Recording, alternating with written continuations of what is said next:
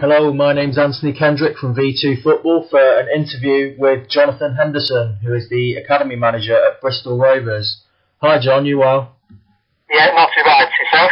Yeah, good thanks. So you're currently the Academy Manager at Bristol Rovers. Yeah, been an Academy Manager for just coming on a year now that I've been doing that role at the club, yeah. So how did you originally get into coaching?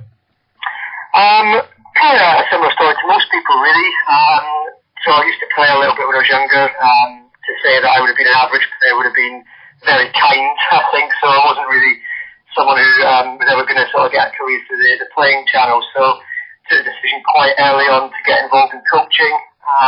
Went down to back home, did bits and pieces back home, sort of community departments and school things when I was back in Scotland. And then I moved down to South Wales to Cardiff when I was 18, so it'll be about sort of 15 years ago I moved down south. Went to university, pursued a career in coaching and did some sports development work. And then over time managed to get myself various roles at Bristol Rovers and worked my way up to be Academy Manager over the 4 years I've been in the club. So what sort of age were you when you thought I want to go and do football coaching, I presume? Yeah, I did my first sort of coaching back when I was 16, so I started quite young. The sort of original plan was I was quite interested in going into teaching and be a PE teacher and follow that pathway. And sort of, through university and things, I managed to do a bit more sort of football specific stuff, and luckily enough I was fortunate to get roles that took me directly into football as opposed to going down the education route. So I've been doing those for a number of years. Okay, so you've been at Bristol Rovers for about 4 years, I've read. Yeah, so I started off as development centre manager a few years ago. There was an opportunity to come full time into the academy, and I took on the Lead Foundation phase role, so running the under 12s down part of the programme. That then became the Lead Development phase coach, taking on the 13s to 16s after a period of time, and then eventually head of coaching academy manager. When our previous academy manager left last year, I was appointed to take on that role. So you've worked with a lot of different age groups, like through the under 7s all the way up to under 19 sides. Yeah. Is there a particular age group you prefer working with, or is it great just working with anyone? I think they all bring different challenges and different sort of rewards, if you like. In terms of you working with the younger age groups and the enthusiasm you get from them, and the sort of, you can see sort of instant improvements with the young boys, and they're so keen to learn. Mm-hmm. And then sort of the engagement factor from that is always rewarding itself. But then obviously the further that you go up the ladder, the more it becomes more about the sort of tactical side of the games and sort of working with older players and trying to progress them into careers in professional football. It brings sort of different challenges and different rewards. So I wouldn't say there's one element that I particularly favour over another, but I think certainly having a wide range of experiences certainly helped me develop as a coach, and it's something I'd certainly encourage for other people to try and get a broad understanding of the whole spectrum, really. So you've been Academy Manager for about a year, as you've mentioned. What does that involve? Is that leading all the different age groups, I assume? It's the majority of the roles these days become office-based, if I'm perfectly honest. I don't get out on the grass as much as I'd like to, and it becomes more about, it's a lot of board meetings and education meetings and review meetings that sort of in terms of the day-to-day managing of the programme. But the best part of the job for me is that sort of working with the group of coaches to implement the playing philosophy and the coaching philosophy that we have at the club, that we want to see our players work under, and sort of see that sort of progress and develop on the grass as well. But in terms of actually getting out and coaching, it's I get and do the occasional session here and there, but unfortunately it's not as much as I'd like to do for various reasons. Okay, we'll move on to Bristol Rovers. I had a look at the website of the Academy Football Philosophy, developing technically proficient players who understand the game, make excellent decisions, winning mentality. Is there aspects of, do you think the mentality is as important as the technical ability of players? I'd probably argue that the mentality is the most paramount thing. So, we've all heard of stories of these great players who don't cut it for whatever reason, and more often than not you'll find that they didn't have the attitude or the work ethic or the sort of willingness to go above and beyond to push themselves to actually succeed. So, we want to produce, like I said, technically good players and can understand the game, but fundamentally, they've got to be sort of good people, good learners, people who can, want to challenge themselves and develop. Otherwise, no amount of ability in the world is going to get you over a lack of desire, a lack of sort of motivation to go and actually improve and try your best. So any young player, like if there's any youngsters listening, the main thing is to be really, driven and focused and, like you say, wanting to improve. Yeah, and that's the key thing. We talk a lot about sort of a growth mindset, and if you've read any sort of Carl Dweck's work, and talking about sort of players who want to embrace the challenge of learning and want to constantly challenge themselves to improve, and enjoy that challenge as well. I think that's the key thing. It's not that they do it because they feel they have to, but they actually relish the opportunity to go and try and better themselves and take on challenges to try and improve their game. So, what sort of age do you think players should start having, training, if they're serious about getting a football career? I mean, we possibly look at a slightly different focus. The way that we look at it, and because of the number of players, the reality is that not every player in the programme is going to become a professional footballer. The majority of people aren't going to sustain careers in the game. So the biggest thing that we try and promote from every age group, even from the younger age groups, and we've got boys in with our pre-academy at the age of 6 and 7 years old, but the biggest thing is about the sort of social side of things. So do they enjoy playing? Do they enjoy what they're doing? How can they sort of develop as people through the programme? Because fundamentally, they should all come out of the programme with being something better than they were when they came into it, and that'll be footballers, that'll be people that can contribute to general society and not just the sort of footballing industry. So, although you want people to come in, I wouldn't say it's necessary that to become a professional footballer you must be in the building at 7, 8 years of age, because we've had boys that have come in relatively late, at sort of 15, 16, and still managed to pick up scholarships with us. But I think the most fundamental thing is not necessarily how long you're in the building for, but just that you enjoy it and you embrace it, and you want to try and dedicate as much of your time to it as you can. Mm-hmm. So, what sort of schedule do you have for young players? How? Our sort of typical working week, if you like, our foundation phase. So we run out our foundation phase, our 9s to under 12s. They're in for 3 sessions a week, so they'll have half an hour of our athletic development programme, which basically encompasses a lot of invasion games and invasion multi-sport type activities. So they have a half-hour session before every training session. They'll be on the field for about an hour and a half, and then there'll be usually some sort of half an hour sort of classroom session where that'll be based on some individual work, some performance analysis, some sort of psychology work, and most of it's just based on like I said, their enjoyment and trying to get in that. So we'll have 2 sessions of that a week, and then a Saturday morning session we just introduced based on futsal for the under 12s downwards. So they'll be sort of on contact time around about sort of 6, 7 hours a week with us, as well as the game on a Sunday. The older boys, it increases a little bit, so they're still in between sort of 3 and 4 times a week depending on the age group.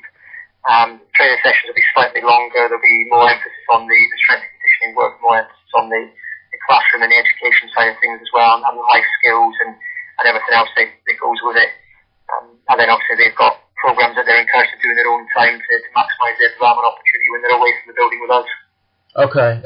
So working with the young players, do you start thinking about things like, tactical awareness and, on the pitch and the mentality? The key thing that we sort of look at, we try and work on there's elements of tactics in every session we do, but when we're talking about tactics with younger age groups, it's more about sort of individual decision making and the generic principles of play. So we're not going to get bogged down on what shape they're playing, what system, what their roles and responsibilities of a centre half and the 9s and the 10s are. It's more how do they create space? Can they be aware of the environment round about them when they receive the ball, and making a decision on when the dribble, when to pass, those sorts of things are the more tactical element that we're focusing on with the younger age groups, as opposed to the general term of systems and shapes and formation, those sorts of things.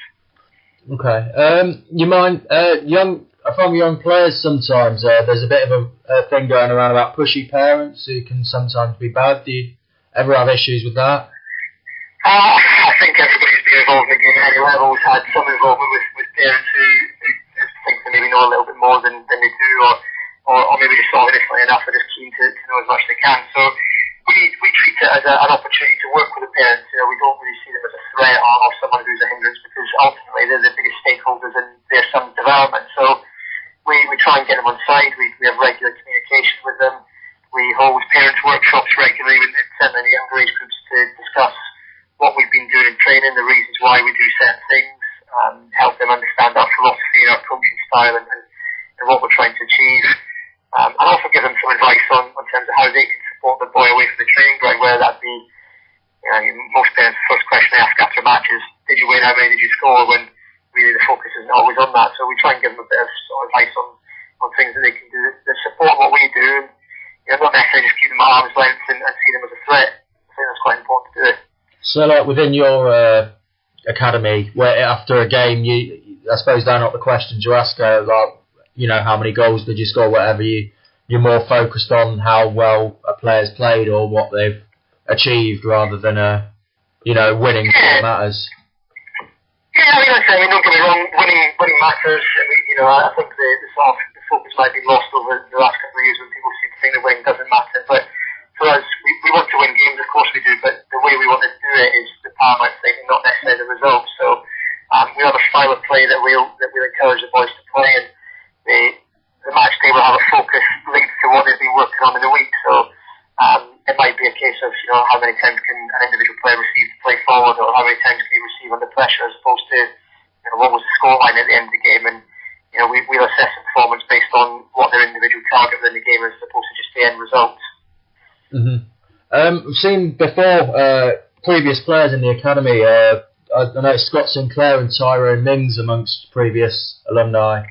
Tyrone Mings wasn't really one who came through our system. He was in on trial briefly, and I think he ended up down at Millfield School. So there's a few.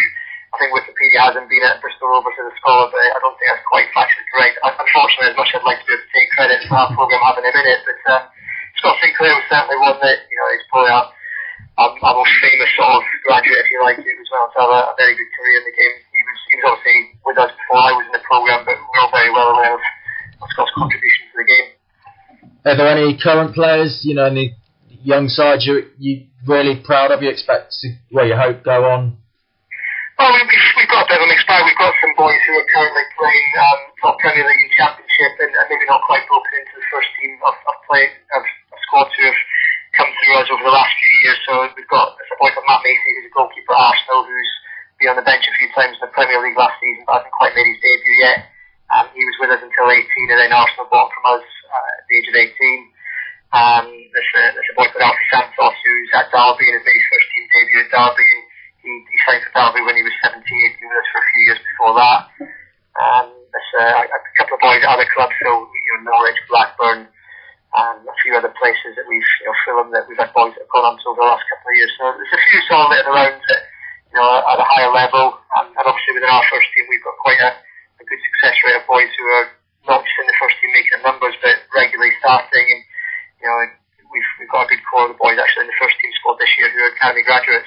So within the first team, approximately how much of them have come through the youth sides, the academies? In the first team squad this season, we have 11 players who are academy graduates, and there's probably out of that 11, there's probably 4 or 5 who are regularly in the first team, start a number of games, get a number of games throughout the season. And then there's a few sort of first and second year pros who have had little bits of experience. A few of them are on loan, getting a little bit of senior experience with you coming back in. And then we've had a few of the current under 18s have been involved pre-season with some of the first team games and bits and pieces as well. So I think it's 11 off the top of my head who are currently in the first team squad who are genuine pros who have come through the system. Must be proud to see players come through the system and make that step up to the first team, or even, I suppose, going on to other teams as well. Yeah, and that's it. We're as proud of anybody who goes on to make his debut, whether it be with us or another club, because I think, as much as we want to see boys play for Bristol Rovers, if we get boys who can go and play in the Premier League at the highest level of the game, then obviously that's a testament to what we're doing as well. But it's certainly rewarding to see the boys get the opportunity with the first team, which is it's great that we've got a club and a first team manager who embrace the youth policy and are keen to give boys the opportunity. And I know at some clubs, there might not be the opportunity there, but our sort of argument to that is we've got to make sure that, as well as having a club that embraces it, that we produce players who are actually capable of making it into the first team and not just doing it on a token gesture. So, it's great that the first team do give us the opportunity that's what I was going to come on to actually. Is there much of a relationship between you and the academy and the first team, the manager of the first team? Yeah, of course. We're not fortunate enough that we can have everybody in the same training ground, but there's regular contact between myself and the first team manager. The assistant manager comes to watch pretty much every under 18s game when the Canada's not got games away themselves. We have a number of under 21s and senior development games which will involve under 18s players, so that they can get a good chance to actually work with the players themselves and not just have the updates from ourselves. But yeah, there's a good line of communication between us and the first team, and they're making sure that they're aware of the players. That we'll get a phone call from the manager. He'll be asking us how X, Y, and Z did on the weekend, or giving us some feedback on games that he's watched and players that he likes. So it's quite a good process that we've got. And I think that's needed at all levels of the game to make sure that people know at the top know who's coming through the system. It's not just us banging on the door and saying, look, you need to have a look at this player or that player. Do you think in, say, the Premier League or at higher levels, do you think there's the relationship between the academy and the first team can be lacking?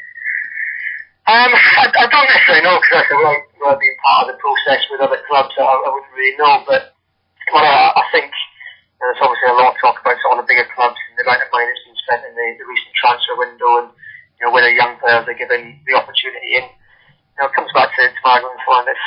If we're producing players who are good enough, then you can't afford not to give them the opportunity. So people look at Southampton as a great sort of role model, if you like, of academy football, the amount of players that get through the system. But I think the biggest thing there is the fact that given the opportunity, but also the players are capable of going in and sustaining careers in the game. So I think it comes both ways. It's, the club have got a responsibility to have a look at the players, and the academy's got a responsibility to make sure the players are actually of the level and work together to do that. It is an easy option to go and buy a ready-made player, but when you're looking at like Man United signing 19-year-olds for 32 million who have barely had sort of 40 games for themselves, for me that doesn't really make sense. But there again, they're a policy that have had, I think they've got some amazing stat about having an academy graduate in every first team game since 1937 or something ridiculous like that. So the process obviously works for them, and ultimately if players are good enough, they'll be given the opportunity at most clubs, and they'll come to sustain careers in the game. Do you think they get a fair chance in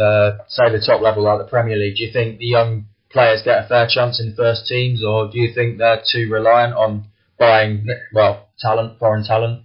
I think it's probably very easy to go and buy foreign talent. I think the key thing is when you look at if you're looking at buying English talent, so to speak, you look at the amount of money that it involves. I think English players come with an absolute premium, and it's probably double the value of what you can get on the continent. So I can understand why clubs might go and look abroad for cheaper talent. But at the same time, my argument is you should be producing your own players who are capable of sustaining careers and making that breakthrough. And if you're spending multi-millions of pounds on a year on a system that has fantastic facilities and all the resources in the world, and you can't get players through the system, then maybe you've got to look closer to home at why that is, and not just look at a quick fix of going to buy players. But at the same time, I appreciate that's quite idealistic for me as someone involved in youth development. It's not my job. It's on the line if I lose 3 games in a row on the weekend, and maybe I haven't got the luxury of being able to try and plug youngsters. I don't know. I think it's down to sort of clubs individually to look at what their focus is and how they want to run their programme. Okay, just want to move on to look at the loan system. There was a report on the BBC the other day about Chelsea who've loaned out 33 players this year. Yeah, I've seen that, yeah. Do you think the loan system's okay as it is, or do you think it should be changed? Or? I think if you look at Chelsea, an example of having 33 players, it's obviously a way of stockpiling talent, isn't it? It's not a gamble to buy. If you've got that resource, you can hoover up young talent and then farm them out on loan and not really have a duty of care to look after them as products. And you get your Courtois will come back after 3 years' experience in breaking, or you might get your Lukaku who you get sold on for big money, or Gael Clichy and people like that who have gone on and not quite made it at Chelsea. But I think the loan system is great for getting people out and getting senior experience. We utilise it within the lower league, so we'll have a number of our first and second year pros will go out and get game time at Conference and Conference South and even Southern League level to go out and get senior experience where it is competitive and you are competing for places, and it's not the sort of niceties of academy football where everybody gets equal playing time and there's no real competition involved in it. So I think there is a benefit to having a loan system. whether the bigger clubs exploit the mechanism of being able to, like I said, hoover up all that talent and put them out on loan.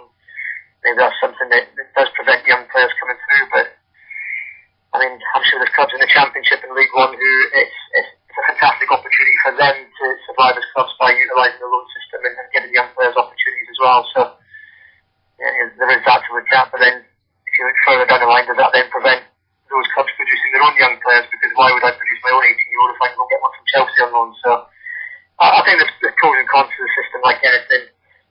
It obviously works for some people, it might not work for others, and I don't really know what an alternative solution would be to it. So it's one of those that unless you've got an alternative solution, I don't really know if I can be quite critical of the one that's in place at the moment. Do you think the under-21 league and like some of the youth footballers of a good enough quality? Because an argument for the loan system is that the players get better playing time, for instance, at Championship level than say under-21 Premier League level. Yeah, and I mean, category 3 with us, we don't have a full 21s programme, so we've not got a 21s league programme where we're fortunate enough to be able to give game time to our players, so we have to put them out on loan to be able to get adequate game time for them. I mean, if you look at sort of either the 18s or the 21s, the argument for it is that it's 18 and 19-year-olds playing against 18 and 19-year-olds, so where do they get that opportunity for true senior experience unless they are out on loan? Playing in an environment where promotion and relegation and 3 points on the weekend actually means something, although league tables at under 18s and 21s exist, but is it truly competitive? If you ask the players on the weekend, I'm sure they'd say yes, but in comparison to the reality of senior football, maybe not so. So I think, I think there's a process there that can maybe adopt both, and if you look at academy football in general, it's maybe not quite competitive. It's probably the biggest criticism that we've had internally with us is the fact that academy football seems to produce soft players these days, and it's all, they've got everything handed to them. They've got great facilities, they've got great infrastructure, they've got, it's comfortable, there's no criticism, which is fantastic for young players to develop, but at the same time, do they really develop that mental toughness and resilience to be able to deal with coping strategies and, that they're really going to need later on in their careers? I don't really know. I think maybe that's something that can be looked at within academy football generally and not just at the upper age groups. Okay. There's a lot of talk about, people say about how we should copy, say, the German philosophy or the Spanish philosophy. What do you think? Do you think we should copy another country's philosophy, or do you think we should be developing our own ideas? I think the biggest problem that you do with trying to copy another country's philosophy is the fact that, if you look over the years, there's a flavour of the month which whatever nation would be in. Originally it was the Dutch model, then it became France, and then it became Spain, and then it became Germany, and it's always been a hit for the sort of South Americans and everything else that goes with it. I think there needs to be a clear identity with what we're trying to do as a nation, Scotland, England, Ireland, Wales, whichever nation that might be. But I think there's elements that you can adopt and elements that you can take that would fit. But the biggest problem is culturally, the difference between the British culture and that of South American culture is vast, and applying the same principles isn't going to work wholesale because the kids have come from a different upbringing, got a different mindset and a different sort of social standing to what South Americans or sort of Southern Europeans would have. So I think it's probably best, the England DNA is something they're trying to impose, and it may have been sort of loosely borrowed from the German model and taking bits and pieces from other places. I think it's got to fit with your national identity. It's got to be the key thing, and not try and develop something that doesn't suit us, because otherwise you're not going to get people on board, and it becomes a bit false then, I think, if you try to do that. Do you think there's an issue with coaching in the country? I read a report about how the cost of getting coaching licenses is so expensive here compared to other countries such as Spain. Yeah, as I say, I mean, I've had the privilege of sort of working at a number of places and seeing a number of people, and we've got some excellent coaches across the country working at all levels, not just in the professional game. I've met some excellent grassroots coaches. I've met some coaches who work in community programs in schools who are fantastic at what they do.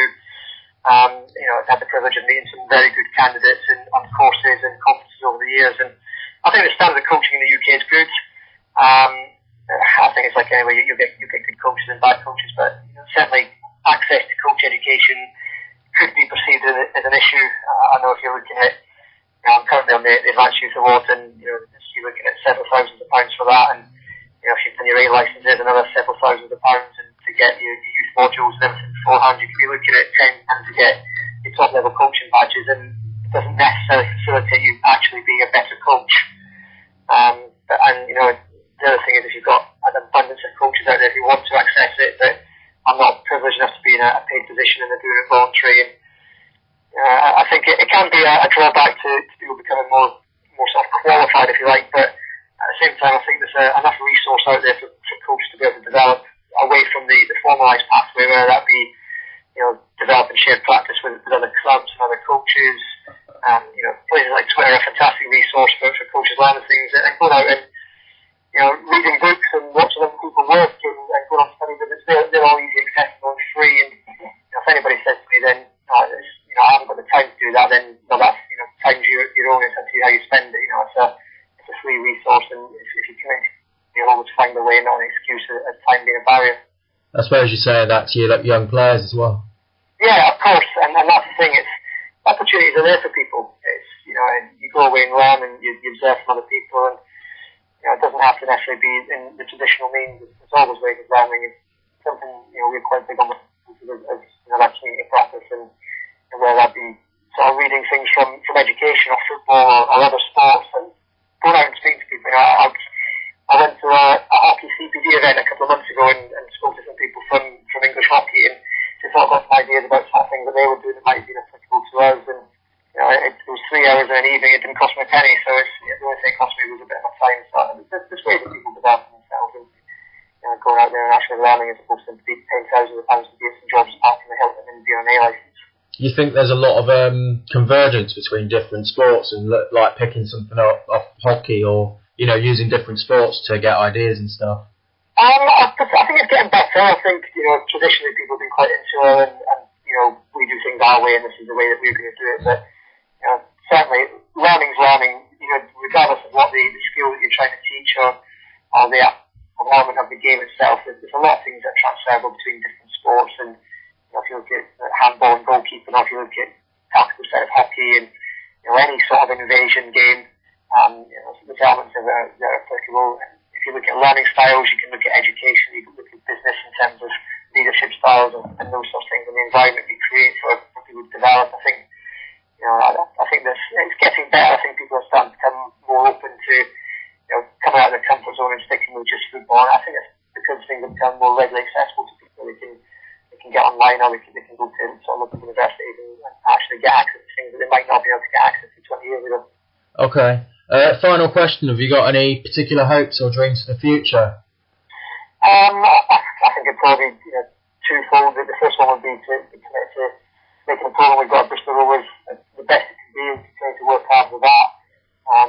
I think we're starting to get a little bit of a reputation of a program that people want to come and observe and learn from ourselves, and we're open to doing that. We're open to sharing ideas about what we do, and we speak to a lot of other clubs and a lot of people. We're open to talk about what we do. There's nothing cloak and dagger about what we do.